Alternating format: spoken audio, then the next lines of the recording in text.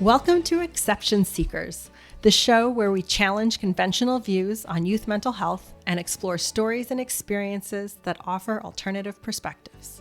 Today, I am joined by Ogama Shane Tababadong, who is the chief of Wasauksing First Nation.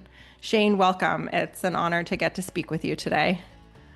Thank you, Colleen. It's an honor to be here. So I was thinking maybe to start for everyone, just would offer to you to share a little bit about your journey into social work. You have a background in social work, various positions of leadership, and yeah, help us learn a little bit about you and how you have come to where you are today. It's usually customary in my culture to kind of introduce myself in my language. So, Wanabojo, Waban, Anang, Dijnakaza, Miknadodem, Wasaksing, Donjiba, Nishnamandao.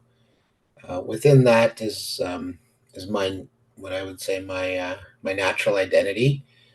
Morning Star is the interpretation, and that does a lot to speak about who I am as a person.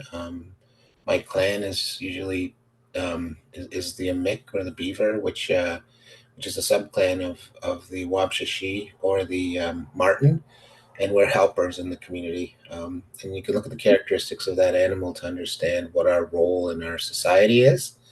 Um, and yeah, I'm from Wasauksing First Nation, which is where we reside now is an island off the coast of Georgian Bay. So yeah, that's a little bit about me, just to kind of to share a little to connect with the audience. And my journey began in social work. I was reflecting on that with probably well when I first started back to my community.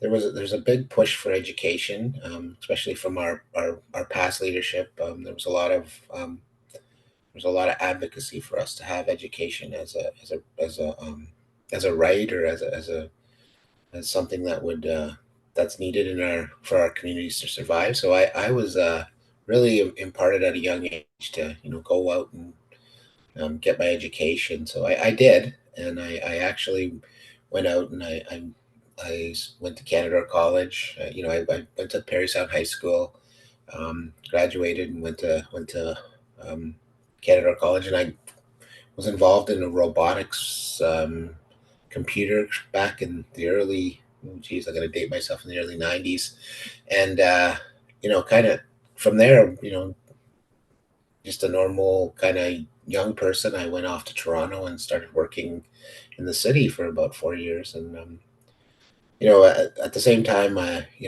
met my partner in high school, so we've been together, high school sweethearts, and she went off and did her career, and because again, coming from the same community, same goals to get an education and Mhm.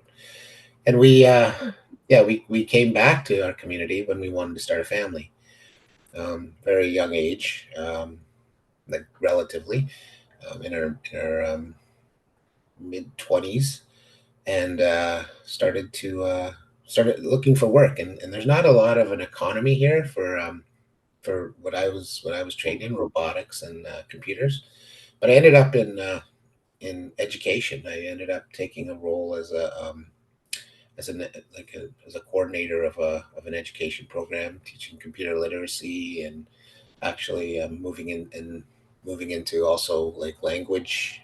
It was a literacy program that I managed to adapt to with my skills. It was a bit of Mhm. a change, but it was an exciting time for me. It was something new, and lots of energy back then to try different things, be innovative, I guess, and adapt. And I started to see the social issues of the students. A lot of the students coming in were um, young family people without an education, and they wanted to better themselves, and I was trying to help them get their GED, or write resumes, and learn about whatever they were interested in, and help them access programming as a coordinator, and started to see the social issues that kind of emerged that were really kind of I would say like barriers to their learning. They come in, they would need to deal with things, and they would kind of distract them from what their goals were.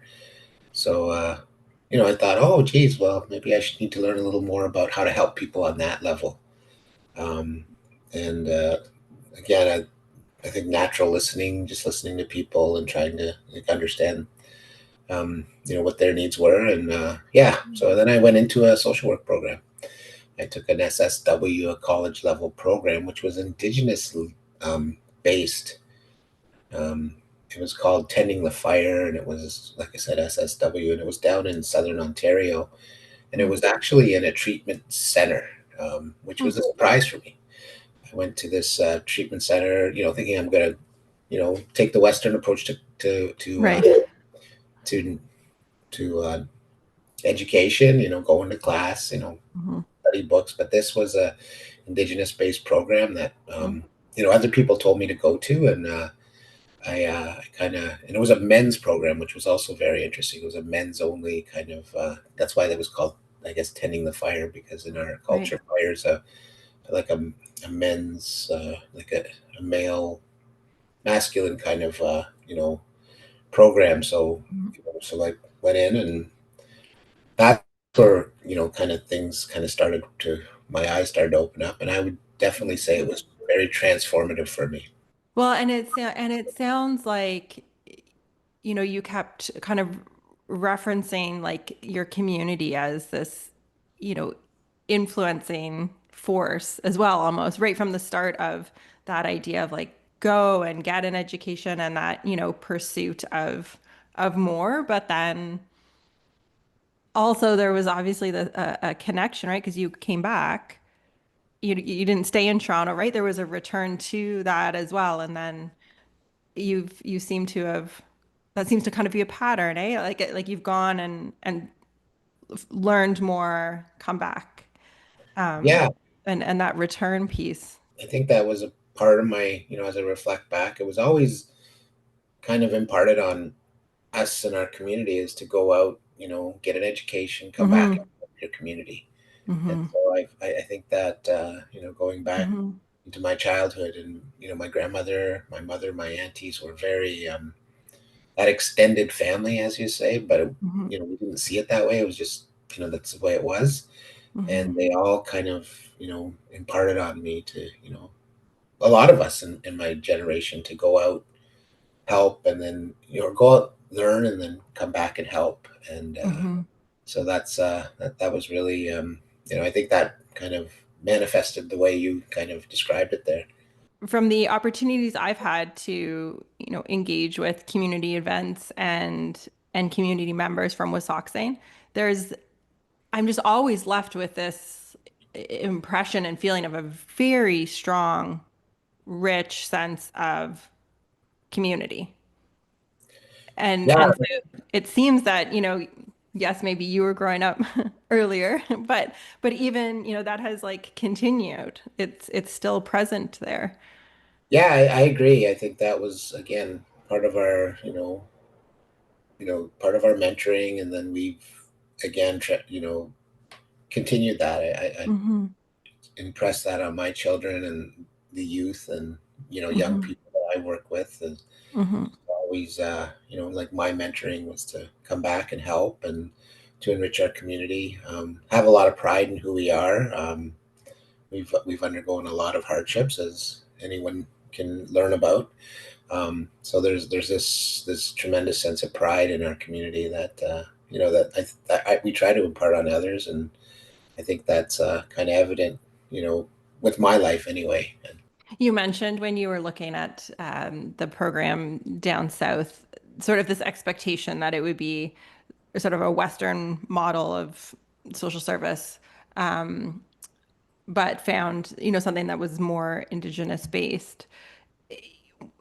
In your, in your experience and from your perspective, how would you help people conceptualize like healing when it's outside of Western systems or institutions? What does what does healing look like from an Indigenous lens, and how might we learn and benefit from that?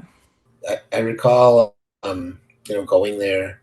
Um, I think, I was internally motivated for betterment. Like I know at the time I was just starting a family, and Mm, I had this sense of, I want to be a better person. I don't want to continue to, um, you know, there was just this discomfort that I knew something was better, and I was pretty comfortable, like living a pretty normal life, making a paycheck, living day to day.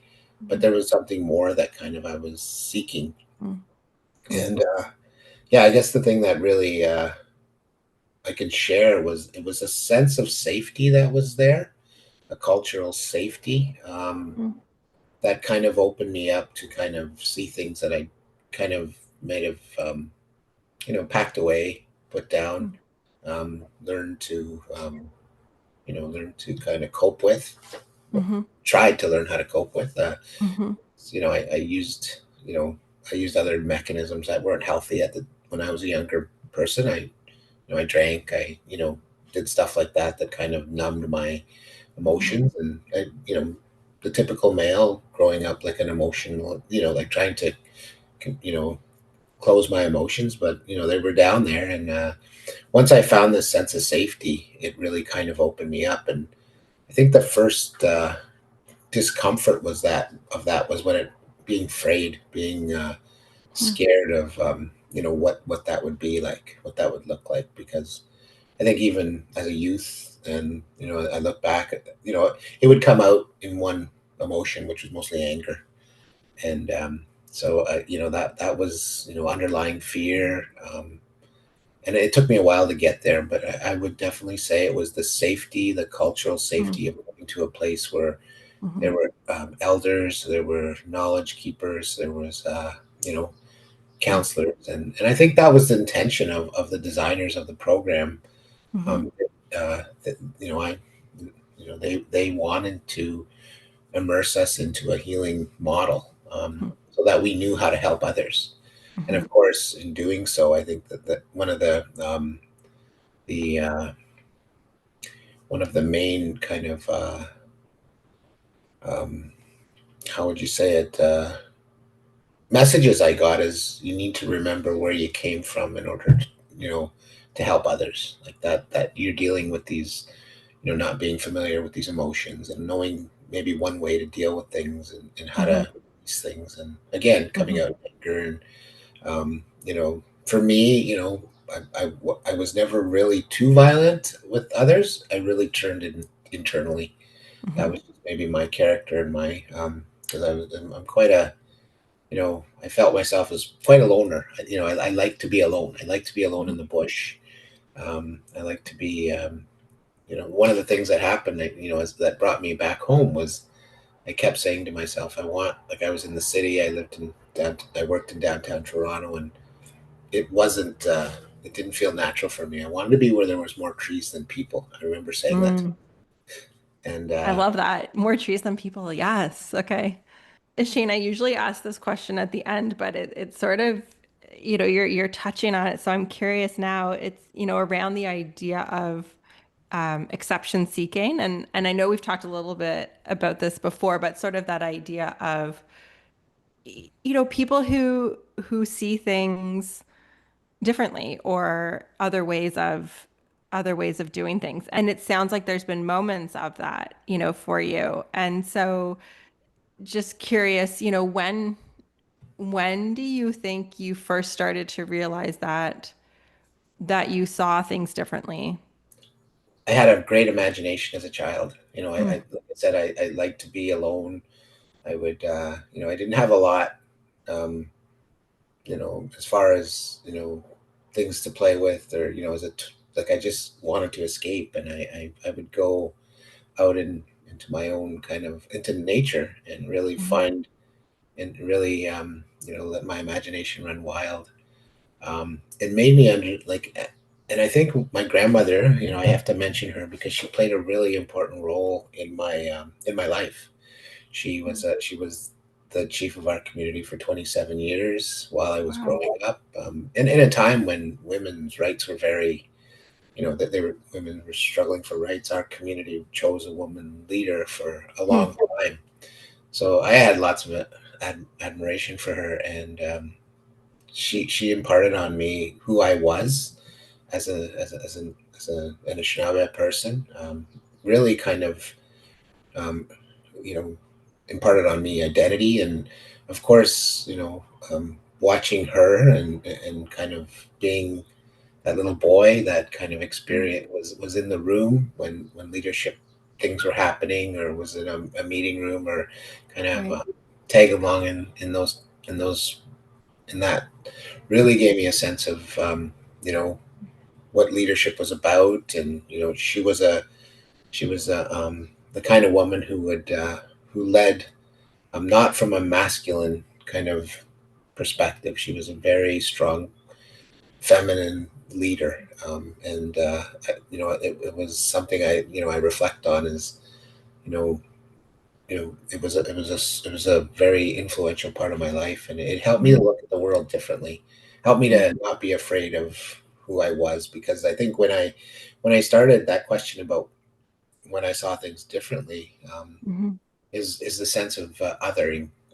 When I first left my First Nation, because I grew in it was kind of a very closed community, very kind of isolated, and went into the school system in town. I Hmm. felt different right away, and I was made to feel different, and had lots of negative experiences. Being Hmm. bullied and picked on, and for the color of my skin, and just being different. And um, so that really kind of you know impacted me in a way. But then when I went home, there was that sense of safety. um, in my grandmother's home and in my community. There was a sense of safety that was different. So I kind of would cross the bridge. We have a bridge in our community, and so I learned that there was a different way I was viewed, or treated. And so I began to see that there was difference. And so that's when I think as a child I started to like I was imparted with a good foundation of my culture. Hmm. That kind of was a strength for me. And again, my Hmm. culture being my grandmother, my Hmm. community, um, Hmm. and who I was. And she was integral in giving me my name that I shared with you at a Okay. very young age. And I remember the ceremony. I recall the ceremony, and the process of finding my name with that individual, that elder at the time. Hmm. Um, and although I turned away from it at a certain age when I was in my adolescence, I really kind of wanted to be like everybody else. So I kind of denied who I was. When things really got tough, uh, Hmm. it reemerged for me. So it was Hmm. always a sense of pride when things really got tough, even though I kind of denied it at some points in my life. I wanted to be like everybody else. I just wanted to be accepted. It's, yeah, interesting how, in wanting to be accepted, but then this eventual return to just the acceptance of like what you already had as the source of strength. I think that's a beautiful story. That's really what a cool, remarkable like gift of an experience to get to witness your grandmother in that role of influence and just what the leadership she would have provided when you were little, little Shane watching her. Did you ever imagine that you would one day fill that role? Not at all. No, I didn't think. I didn't think I would be here. I Hmm. still, to this day, think of myself as not a leader.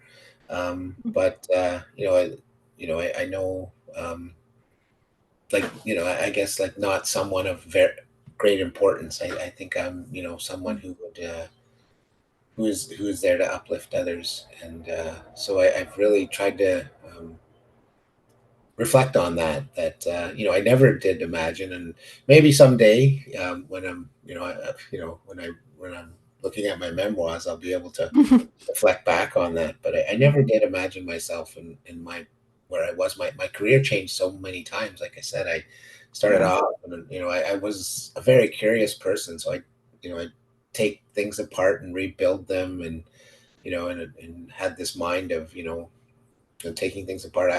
I learned later on in life I had dyslexia. I was never diagnosed. I still, Huh. think backwards sometimes. I used to do Yeah. math backwards. When I looked at some of my, my childhood, kind of work and my report cards, they talked about that. I was a very Mm. backwards thinker, and I never realized it. And I think it was it was probably I learned to adapt, and Mhm. so I think that's where some of my gifts lie. Is I kind of take things apart from them, and Yeah. then I put them back together. So I Yes. really think backwards, and so yeah, I think that's where you know my gifts came to, and I thought, oh, I'll help build things and Mm. fix things, and Mhm. it wasn't things, and I adapted again to to lives and to Yes. Helping systems people. and systems, yeah, and challenging Mhm. systems, and so Mhm. yeah, that's an interesting kind of reflection that I had that you're bringing out is that's how I kind of got into this, and I never did imagine I'd be in social work. I thought I'd be Yes. some other role, but it kind of just I was drawn that way. And again, from my culture, I also understand that this is where I'm meant to be, and these are Mhm. the things that have happened for a reason. Mhm. So yeah, I'm very at this point I would say I'm very content in what I'm doing. I'm very satisfied. Feel that I'm you know Yeah. um, you know I have a purpose right now, and that's really helpful because every time I've had transition, I struggle to find purpose again. Is Mm. this what I'm meant to do? And then, Mhm. yeah. So, Yes. yeah, I never imagined my younger self being the Ogema of Wasoxing. Mhm. And I've always looked up to others. And I think leadership in our community is really, I've learned leadership isn't about a, not necessarily a position. It's really about who you are in your community. We've had many leaders in our community that aren't really like official leaders, but they're very strong influencers. Mhm. So yeah, to be Ogema is quite an honor for me, and I never Mhm. did expect. And this is my second time around. When I Mhm. was in my late 30s, I was Right. moved into that role, and I sat a while in on the council, like the elected council, and then um, Mhm. was elevated to chief for one term, and it was quite a shock for me, and it Mm. was quite a learning experience to be elevated to that role. And so, Mhm. you know, 15 years later, I'm back in the same spot again, and Yes. different perspective about knowing that life changes all the time, and always expecting, and to really kind of be Mhm. in the moment and enjoy, and really focus on what you're doing now. Just thinking of you in this role right now, knowing the influence that your community had on you as a young person, and some of the challenges you faced as a young person. What what do you hope is the messaging that the young people of Wisconsin right now are hearing, and or do they need a new message that you would like to cultivate? What do you hope there is being instilled in them right now? I see that we're trying to, like, our community is trying to instill a sense of identity and pride in who they are. Um, that they are, you know, descendants of a very strong people. That sovereignty runs through their veins, and that they need to, like, believe that, Mm. and any way that we can impart that with them, that they're they've come from a very strong line of uh, um, of a nation that's still here, regardless of some of the hardships we've experienced through the last few hundred years, as two cultures of Western and Indigenous have come together and clashed at times, and uh, Mhm. that really that's the sense of the strength that I had as a child, and still have today. And Mhm. I draw on that when I'm facing hardship. That Mhm. that's what's so important for them to understand is, that their blood is, that runs through them is the same blood that Hmm. went through their ancestors, and they should be proud of that. And our belief system is unique in society and in internationally. We're part of Indigenous communities across the world that hold different value systems, and it's kind of, if you it's different. And there's similarities, between all cultures, but there's also differences, and to celebrate those, and to really honor the fact that, we are different, and we don't all have to be the same. Hmm. We can live together in our differences as much as our. Hmm. So Hmm. yeah, I hope that, our young ones would really feel a sense of pride in who they are, Yeah. and yeah, and use that as a strength for what life has in store for them. Yeah. Being a young person can be tough. Raising a young person can be tough. Whether it's school stress, family dynamics, or navigating challenging emotions, everyone needs the right support. That's where Sound Youth Counseling comes in. We specialize in helping children ages 4 and up through individual, parent, and family counseling tailored to meet each person's unique needs. From tackling tough issues at home or school to providing customized workshops and professional development for teachers and community leaders, we're here to make a difference. At Sound Youth Counseling, we believe young people deserve a safe, welcoming, and accepting space to grow and thrive, and every family deserves the tools to support them. If you're looking for support, visit soundyouthcounseling.ca and see how we can help. Sound Youth Counseling, empowering individuals, supporting families, and building stronger communities. You mentioned earlier just around some of your work within systems, but then, and also like a different approach, like, there is a different cultural perspective, values, approach to healing, to wellness. And I know you've had some work through, Canadian Mental Health Association, with their Indigenous stream and branch of service that was developed here, in Parry Sound. But then also your work currently with feather carriers as an organization, and both are these interesting, very, Indigenous forward way approaches, of mental health. One maybe with Basani Mazu a little more service delivery based. In some ways, feather carrier is more teaching. Yeah. Would I have that right? Um, yeah, and just curious, if I would love to hear more about your work with maybe feather carriers, since that's what you're currently doing. Of just, teach like if you wanted to share a bit about what this organization is and does, and what's unique about it. The Sani Bumazwan was a wonderful, Hmm. like, learning experience for me, and in Western approaches, because although Basani Bumazwan is an Indigenous program, it functions within a Western system. Hmm. So I learned a lot about clinical service, and Yeah. and really, I would say, see the value in it, like, of clinical service, and very a structured program to help people. And then trying to, I think that the struggle there was trying to maintain an identity of healing and wellness within that, because it was Right. really medical approaches of, diagnosis and Yeah. treatment.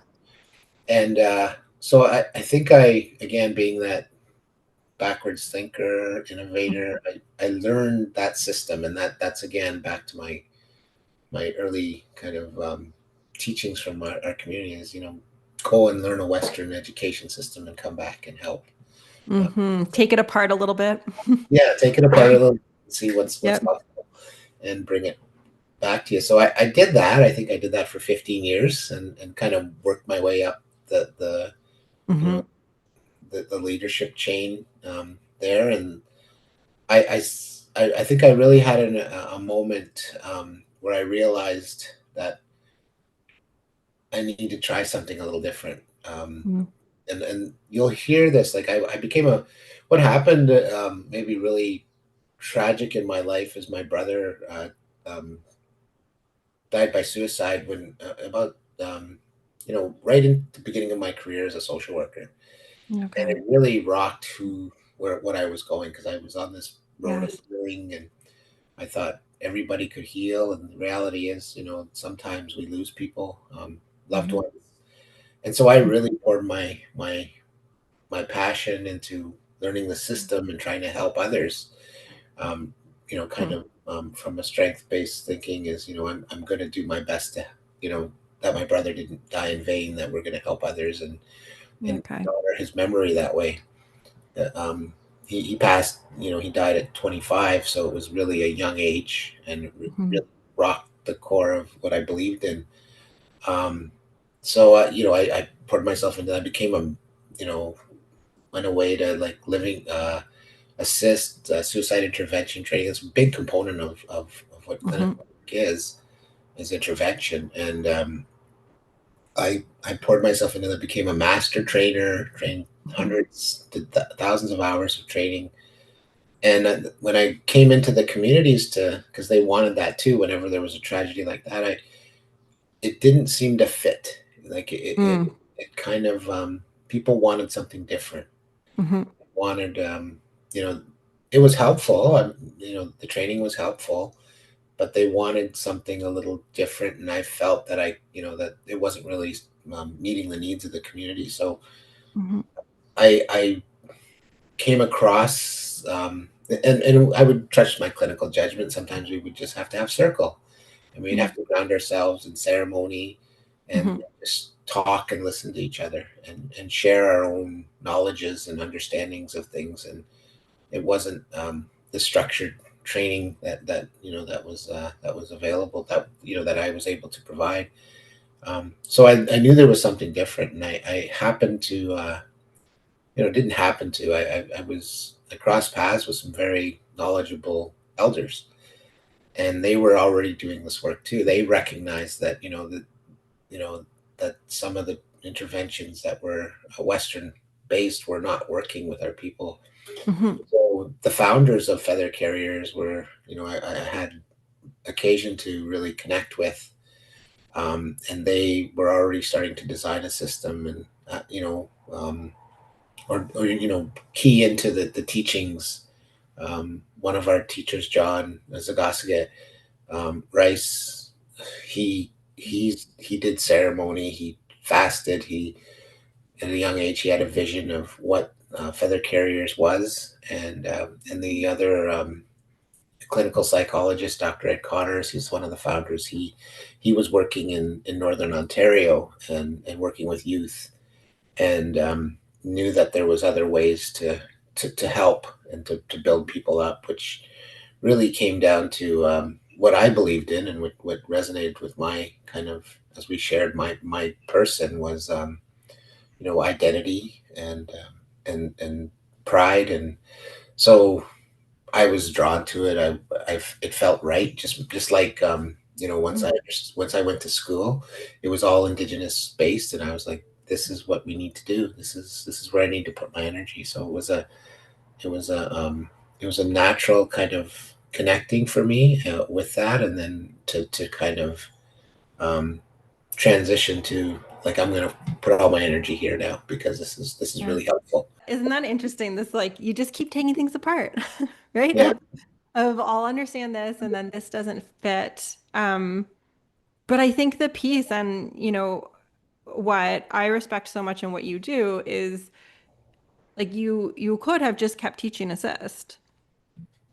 Um, but to be able to recognize like there are pieces that are missing or there is something's not resonating completely like what isn't there and then to say then let's like figure that out so if we're going to do something have the biggest impact that's like most relevant for people. I think that's yeah we need more of that. I'm so appreciative that of that you do this because I yeah it's so important.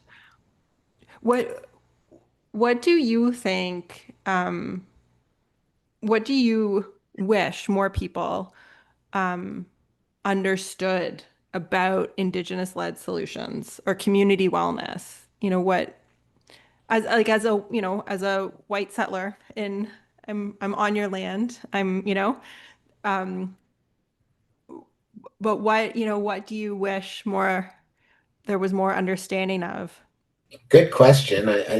Yeah, I'll give that a stab. I think the biggest thing I think with it, with Indigenous knowledge or wellness and healing is really focusing on yourself. I think that's been the key throughout my life, because I've always come back to self. And even as a professional, I don't think of myself as a professional, but I've got all the letters and education behind that.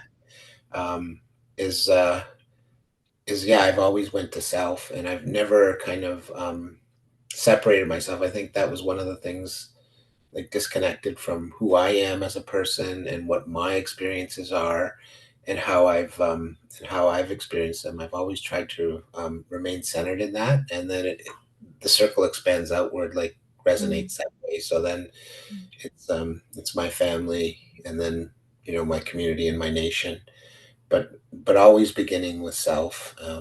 Looking mm, inward. Um, you know, and indigenous knowledge is very philosophical in its sense, and I think one of the four kind of, we call them the four key questions of feather carriers, is who am I? And once you but in order to understand who you are, you need to know where you came from, your history, your ancestry, and then once you know who you are, then you'll kind of know where you're going. mm, And then once you know where you're going, then that helps you to understand your purpose. And um, so, Murray Sinclair Baugh, he wrote a book just recently, and he talks about those four questions. He was connected to feather carriers on some level too, and he was connected to Dr. Ed Connors through the National Mental Health or Suicide Prevention and Indigenous mental health, and so there were circles of that were happening that kind of led us to those four essential questions that we kind of explore, and that like as is said, is it's never it's a question you're always asking. It's a lifelong question. Every time mm, something changes in your life, you always have to go back to who am I? Where do I come from? Where am I going? And that'll help me to understand my purpose again. mm, Because change is inevitable. I know it's part of the human condition to resist change, but mhm, the reality is change, just like naturally the seasons change, time change, like we change throughout time. We're always going to be reflecting on that, and we're always going to be in a different spot every time. So mm, those are things that really you know mhm, I wish people would look at, and kind of, and it doesn't matter. It spans cultures. It spans. It's a universal kind of philosophical kind of look at, but it's a healing and wellness kind of thing. And if we're mhm, all grounded in who we are, where we come from, and where we're going, we can help each other and help to kind of inspire everyone to look at those components of themselves, and then really find purpose, because mhm, one of the things that we understand in our cultures is there's four kind of elements that we need as a human in all our indigenous cultures. It's meaning, hope, belonging, and purpose. And those are kind of what I really resonate to, is those are the outcomes of whatever we do. If we can impart those meaning, hope, belonging, and purpose, then we've done some good work with people, mhm, and with ourselves, because that also, as I said, starts within. From mhm. you move forward. Well, and that's I'm hearing you speak of this and thinking of, what a gift the youth in your community have right now, and thinking of, in learning like who they are and where they come from. Getting that like foundational teaching, right? Just coming up in that environment to start them off, right? And I think you say those questions to think about, and I think like, oh, like I have a little bit of a panic, because I think, I don't know, some of that, right? Like I don't have that go like that return place in the same way to have those questions asked and to, be around people like yourself, like elders in your community, to have some guidance in answering those to start. How profound for them. That's yeah, that's very special. It's something I've lived through, like being Hmm. reminded that, and so like Hmm. it's so it's healing in itself, and it is Hmm. like you said, like I said at the beginning, it's scary because we don't. At first, I needed to find a safe place to do that, and Yep. then I realized, kind of repeat, rinse, repeat kind of thing, Hmm. Hmm. Hmm. constantly doing that. So Yes. like when we go to the beginning of our conversation, I think the best part is to find a safe place to do that. Sometimes Yep. that's within counseling. Hmm. Sometimes that's within a group setting, or sometimes depending on who you are, maybe it's self-reflection, a walk. Yep. But yeah, Yes. it is. I think they're so universal, and if we all as Mm-hmm. human beings come from that place, we can really make a big difference, and Hmm. like I said, celebrate our differences and really help each other to find those the answers Hmm. to those questions. And I know from I'm sure from all those perspectives you can see all the things that still need to be done that aren't working, and how far we have to go. And at the same time, though, I wonder, what's giving you hope right now when you think of those different spaces. I think we started that way. My culture, I know before we met, we had a smudge together, um, which using our medicines, our ways. When I That's where I find hope, and so Mm-hmm. ceremony is where I find hope, and it wasn't easy to get there, but I know I can do that, and that doesn't have to be anything kind of grandiose or large. I can sit in my kitchen, or in my office, and have a smudge, offer tobacco. I do that every morning now, and probably more now because of the gravity of the responsibility I have as Ogema. I smudge and I offer Sama almost every morning, to reconnect myself with the greater part of creation, that like the things that we can't touch, feel, and see. It's also our ancestors, are that what we call our as part of our worldview is the grandfathers, the spirit that exists. That's part of creation, and so I acknowledge those every day to kind of remind myself and ground myself in my work. That's what gives me hope, and that's in the face of very difficult times, which we acknowledge at this time that we've experienced some tremendous loss of a leader in our community. Um, Mm-hmm. we I need that as much as anybody, and I have to do that for myself before I can help others. So that's really like to show if that's an answer. That's what gives me hope, is my culture, and Mm-hmm. and ceremony, and the act of doing that is what I is necessary for me to kind of continue, and to stay strong, and to stay focused.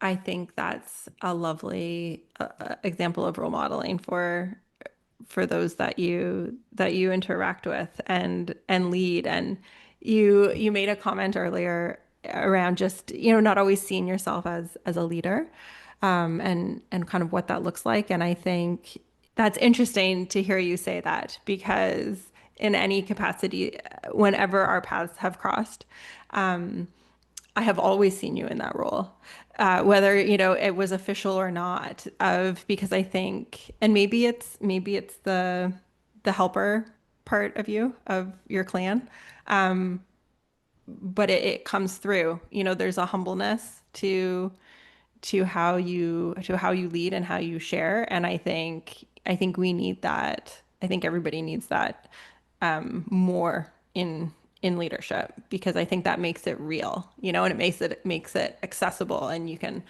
have conversations, and I think more comes across maybe than you see. Yeah, miigwech, it's uncomfortable to hear that because I don't. I think that's the nature is to not see myself that way, and to just be who I am.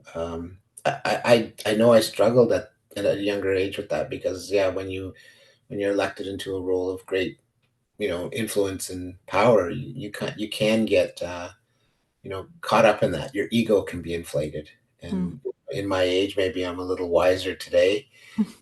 I always check my ego and realize that it's healthy. There you can have a healthy ego, but it has to be checked because you can't it's not in our way in our culture to be too too egotistical. I guess I don't know if you Hmm. understand that, but really it's just natural for us to be like we're more true to ourselves if we're humble and Hmm. it's one of our as you may know, Kelly, that's one of our teachings. And Hmm. I know I don't carry all seven. I don't think that's expected of us, to carry all the seven teachings, but Hmm. I hope to uphold one or two a day Hmm.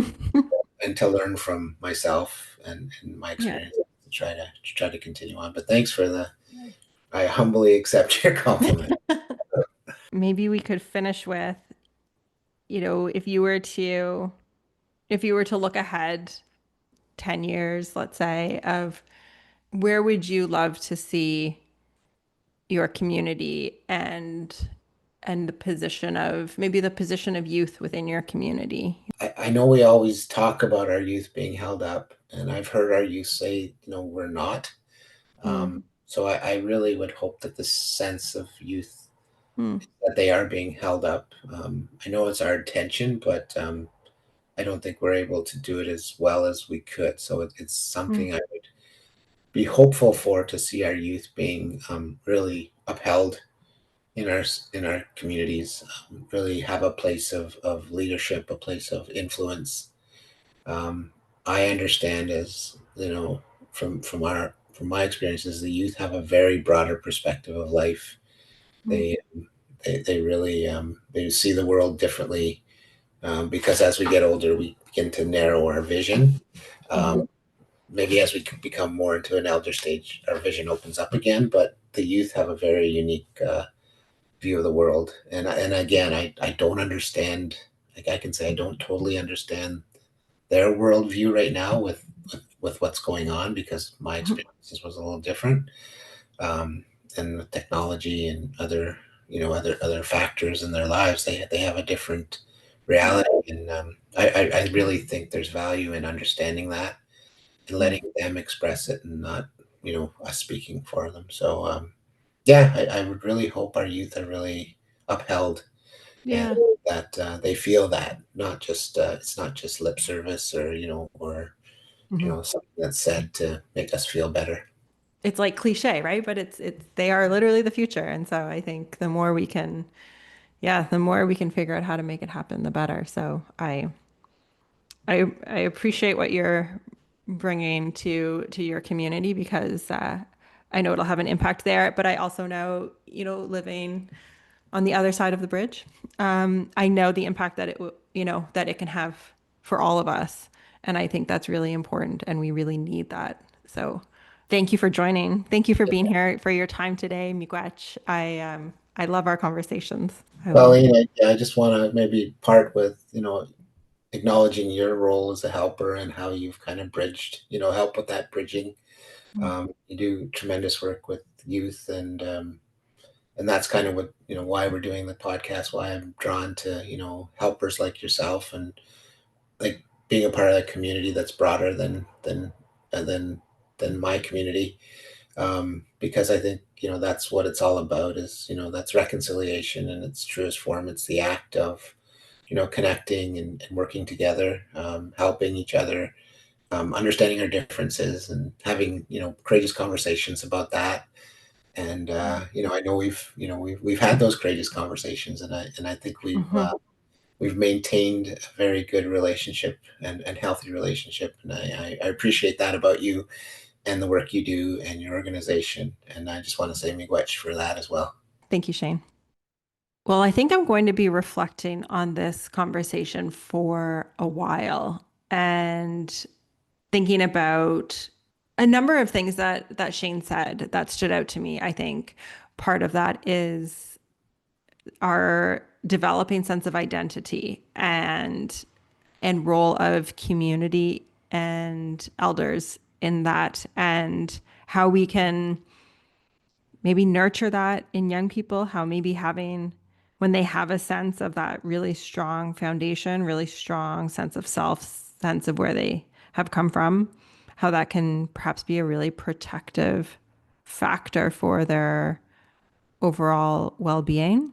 But I think I'm also going to be reflecting on just my position in this community, in the way I show up in my practice and my family, in the interactions I have with people as a white settler, from this perspective of my role in colonization and how perhaps that has led me to, for a long time in my life, overlook certain things, overlook or miss out on having the opportunity to even see, just different ways of being, different types of knowledge, the depth of knowledge that exists within Indigenous communities continues to inspire me and fill me with awe. And I am so lucky. I feel so fortunate to live so closely to so many Indigenous communities, and have the opportunity to learn and take part in different events that they hold. And I think, having grown up in Southern Ontario where there wasn't that presence, how I missed out on a lot of that. And I think that, now what's what is my role in exposing myself to as much as I can, in learning as much as I can, and having the courage to like ask some questions and have some conversations that are maybe uncomfortable but important. And so for those, I've certainly always been very appreciative of Shane's guidance and wisdom. And so I hope that you are leaving this conversation with some of those reflective thoughts as well. Thanks for listening to Exception Seekers. Tune in again as we continue to seek overlooked stories that offer new perspectives, disrupt limiting beliefs, and inspire transformative approaches to nurturing youth mental health. This podcast was produced by North Star Networks, the guiding light for progressive media.